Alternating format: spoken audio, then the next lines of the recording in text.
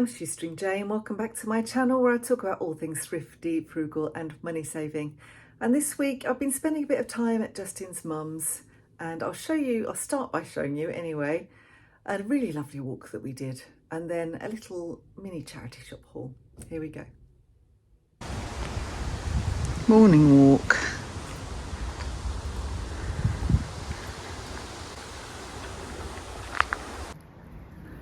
Just about to see Leomani Towers here. It's a really interesting building. It's such a lovely day today.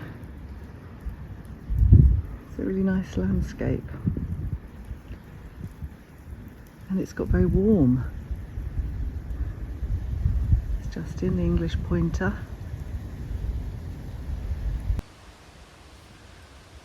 Peaceful bit of water.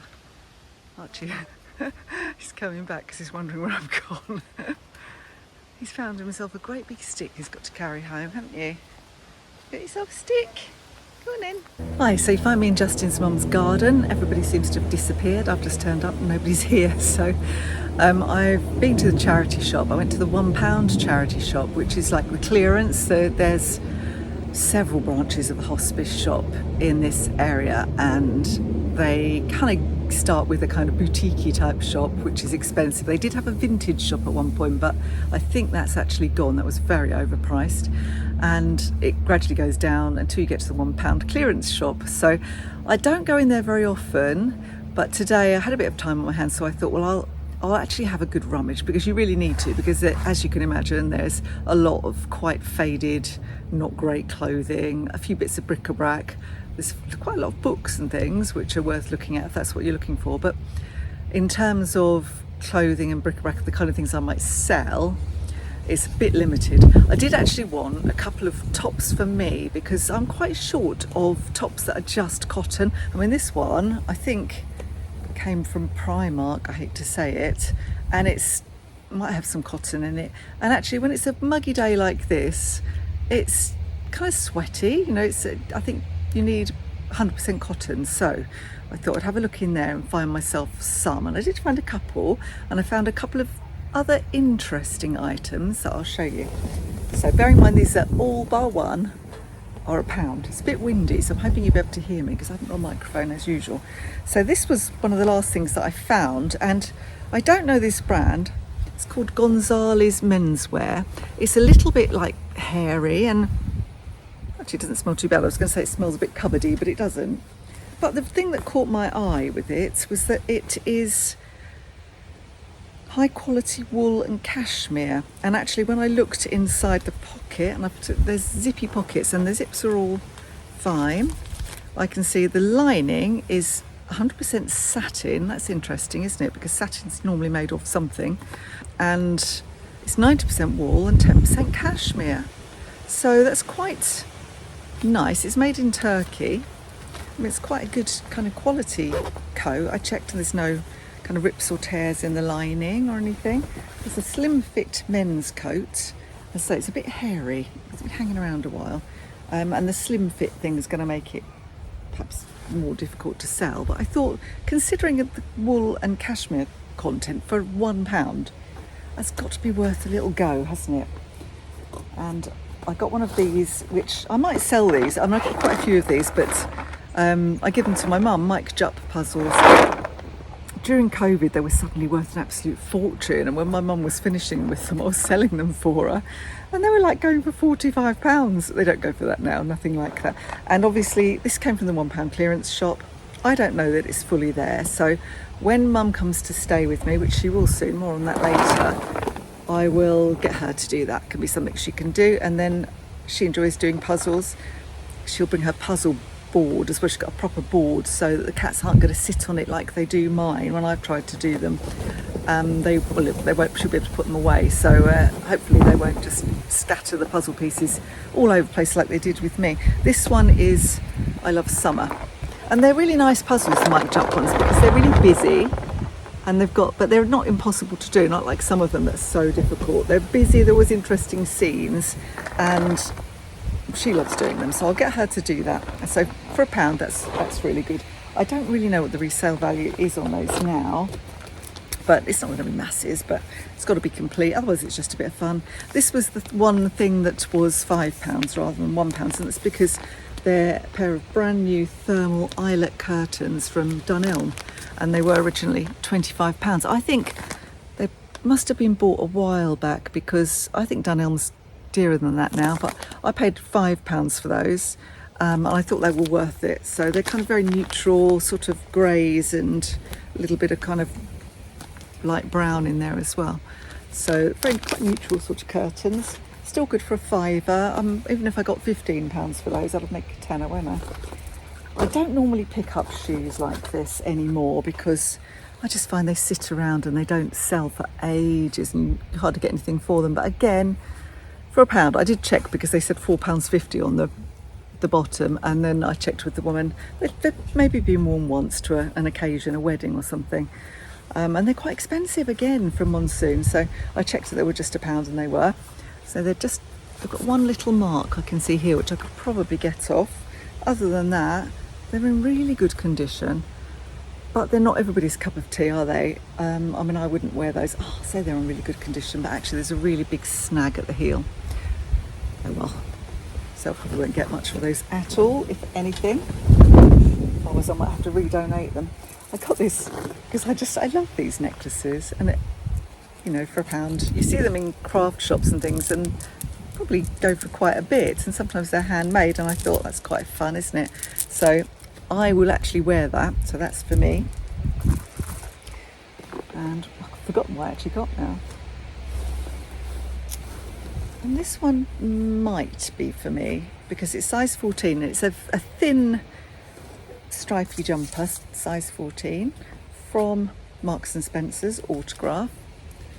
And it's just one of those ones for, you know, perhaps for autumn. It's gone crazy. Perhaps for autumn, when you need something but you don't want to be warm, you know. And this was, I think it was a lot of cotton in here. It's 14. Remember, I did look at what it was made of in the shop, but can I find it? Oh yes. Oh no, it's 100% wool. Oh yes, I'd forgotten that. So it's a very fine knit wool, and it's 100% wool. So that's really good for £1, isn't it?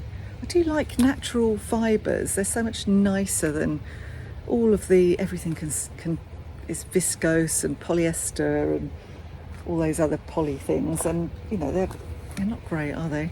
This one, again, it's not really my style, but it's Disneyland Paris, and it's 100% cotton. It's just a plain black t-shirt.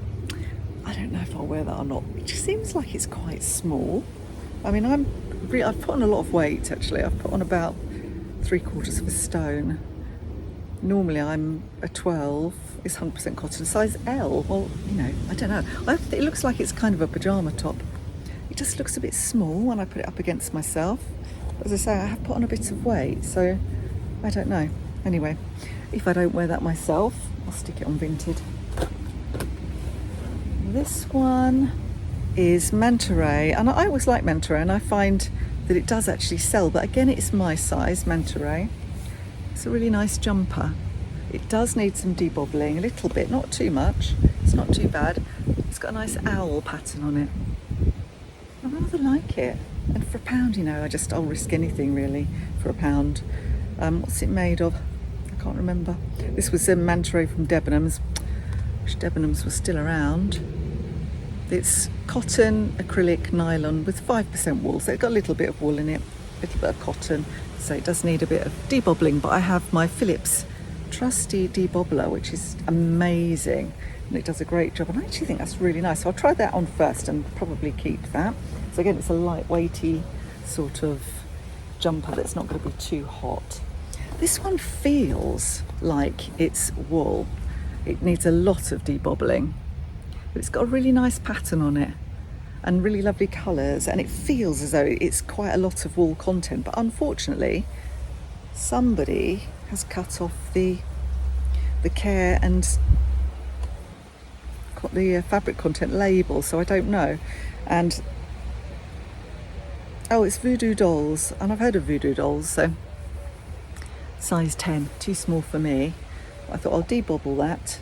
I'll have a look on Voodoo Dolls and see if they are likely to be sort of cotton wool blend and what their quality of their jumpers is. I just thought it was nice anyway, so too small for me, sadly. Otherwise I might keep that. I don't need all these clothes. And then the final thing that I got from the £1 clearance store was this lovely piece of fabric. Now I can't see the maker, but it looks very vintagey, doesn't it? I think it's a really nice, I'm sure I've seen this pattern. I think I've already got some curtains of this pattern. Let's see if I can see it, who it can be. I can't see anything on here. I'll do a reverse photo search thing on Google. I'm sure I've seen this before, this pattern, either on M&S, but M&S don't do fabrics, it can't be M&S. I've definitely seen this. I'll do a little bit of research, see if I've got something with this pattern so I can identify it, and or like I say, see if I can see what it is. But anyway, it's quite a decent size piece of fabric that somebody might want to make some cushion covers with, or a small Roman blind, or something like that, cover some chairs maybe. It's actually rather lovely. If I could cover chairs myself and I knew how to do it, I've got 4 chairs in the dining room that I would like to cover with that, because that would go with my colour scheme. In years gone by, my mum would have done that for me. She had all the bits and pieces. She used to do upholstery in a small way. She wouldn't do a whole suite, but she would do individual chairs, and she and my dad did some workshops on furniture restoration and that kind of thing in their prime, when they loved doing things like that. So she would have done that for me, but we got rid of everything when we've cleared our garage. So that was my £1 bargains, all of my £1 bargains apart from the curtains. So going back to Mum, we are at the point now where we're just about to exchange. I've got the contracts with me actually. I've got to get somebody to witness my one, and because we part own, all of me and my siblings part own the house. I don't know, it's something to do with their will anyway, so we're going to give it all to Mum anyway so she could buy her next flat. But we've all got contracts to sign, and we've got land registry documents and that sort of thing. So I've done all that, I've got it here. I just need someone to witness it. Once Justin's brother turns up, he can witness it for me, and then I'll get that sent off to the solicitor. And then we're looking at end of the month, end of August, she will complete and leave her cottage. So we did an almighty effort on Saturday. All of us went round there, all me and my 4 siblings, and we cleared completely everything that was left. My brother hired a big van, and I tried to save a lot of things, as you know. I've been selling things for Mum, I've been taking it to the charity shop, I've been giving things away, but at the end of the day we had a load of stuff that wasn't going anywhere quickly enough, so that had to go down to the tip. So my brother took that down to the tip, and we've pretty much cleared everything. We've done an awful lot of packing. I was around there again yesterday clearing out Mum's dresser and packing up all her Denby. She's got that lovely blue Denby. There's still quite a bit to do. There's loads of pictures that she's insisting she wants to keep. I don't know where she thinks she's going to put them, but I'm not going to force her to get rid of any more things. It's a huge thing. I think if I feel sad about leaving the cottage, how must she feel? I mean, they were there 33 years, and obviously Dad was there 32 of those years. It's just been the first anniversary of his death.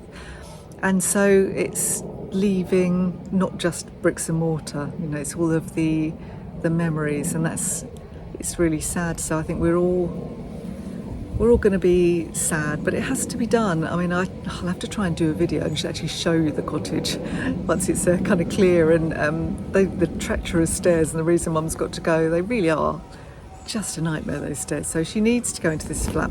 However, it's not ready. The people who are selling the flat had to go through probate. It took ages. They have got the probate through now, so things are now happening, but it looks as though there's going to be at least 2 weeks, possibly a month, where Mum is homeless. So she'll be sofa surfing. So she's coming back to ours for probably a week and a half, and then I'll take her down to my sister's for a while. She may come back to us. It depends how long it all takes, really. So we're just going to move her about between her children and see.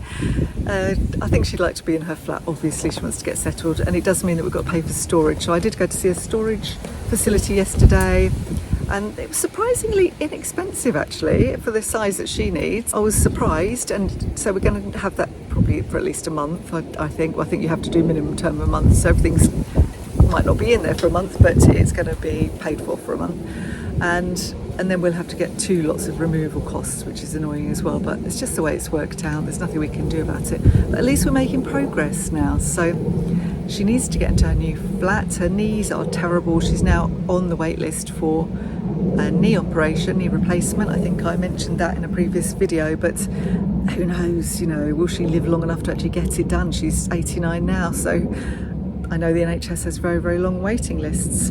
So I hope she will, because it will really improve the quality of her life if she can get it done, although I understand it's quite a painful operation, so it will require some recuperation when she has had it done. But we're just keen to get her in so that with the next phase, it's all been quite stressful. It's very windy out here. It's not been my house move, but because I've been so involved in it, it feels like it's been my house move. And it's only been a year and a half since me and Justin moved into our current house, and it was stressful enough then. And so this is extra stressful in a way. So, I mean, the good thing is that she's not in a chain. There's no chain. There's just her buyers and her. And they've been so nice. They've been really understanding. They've been very flexible about when she needs to move out. We had to wait for probate, and they were willing to do that for quite a while, and they've moved into with family as well, so I think they're going to be very nice people. We haven't actually met them, but hopefully they're nice for the neighbours' sakes. They seem very nice. And then she needs to get into her flat because it's a retirement block. There'll be loads for her to do. There's lots of activities that take part in the communal lounge. There are nice benches where people chat and that kind of thing. She's 2 minutes from the high street. We're going to get her a mobility scooter. She will be able to scoot into the high street and have a look around the shops, just take a walking stick with her. And it's just going to give her so much more freedom and independence. So where she is now is absolutely lovely, and the neighbours are lovely. Now we have an ice cream van. So to be in a peaceful country setting. Anyway, that's probably all I've got to say for now. Just a life update and an update on my mum, and just showing you what I've been up to today in terms of buying bits and pieces at bargain prices. Anyway, if you enjoyed this video, please do give me the thumbs up, and don't forget to subscribe.